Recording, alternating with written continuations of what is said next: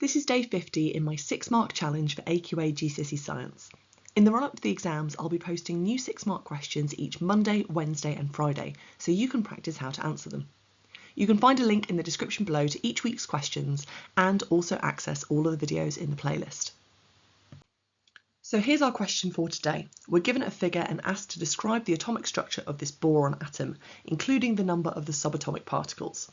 Now this is a very gentle, nice question for a 6-marker, but there has been one very similar to this in the last few years of AQA GCSE Science. Before we dive into answering it, don't forget, AQA GCSE Science markers are not assessing your use of paragraphs. Your ideas need to be presented in a logical order, but there aren't any marks for full sentences.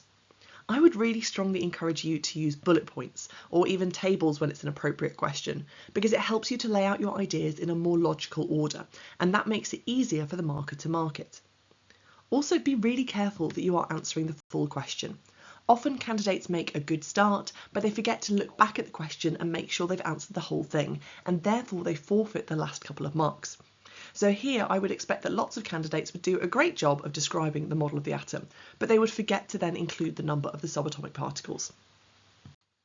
So if you haven't already answered the question, pause the video and give yourself 6 minutes for this 6-mark question. In this question, you're asked about the individual subatomic particles, those bits of the atom that are smaller than the whole atom.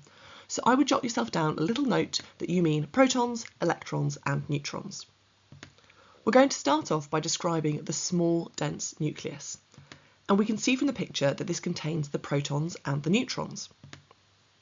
Now I've got this picture so I can use that to see that there are 5 protons. And obviously I know that those are the protons because they've got the plus sign on them. I could also know that by making use of my periodic table, which you do get in every chemistry exam.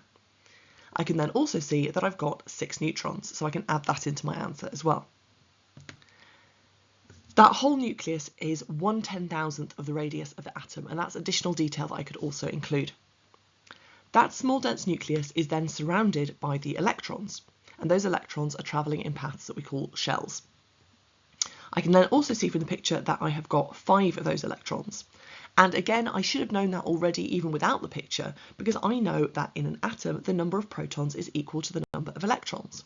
And this means that overall the atom has no charge. I could also include that most of the atom is actually empty space.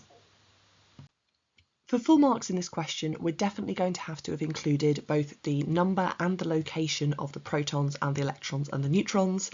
And then to get those 5 or 6 marks, we're going to have needed some additional information, like the fact that the whole atom is uncharged, or that most of it is empty space, or that the nucleus makes up this tiny proportion of the whole atom. On Friday, we're moving on to Physics Paper 1 with an extended calculation, because of course not all 6-mark questions are prose responses.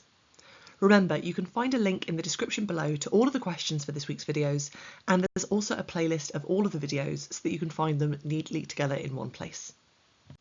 Thank you very much for watching, and I hope to see you again on Friday for day 51 of our 6-mark challenge. If you found this video useful, then don't forget to like and subscribe for more GCSE Science videos coming soon.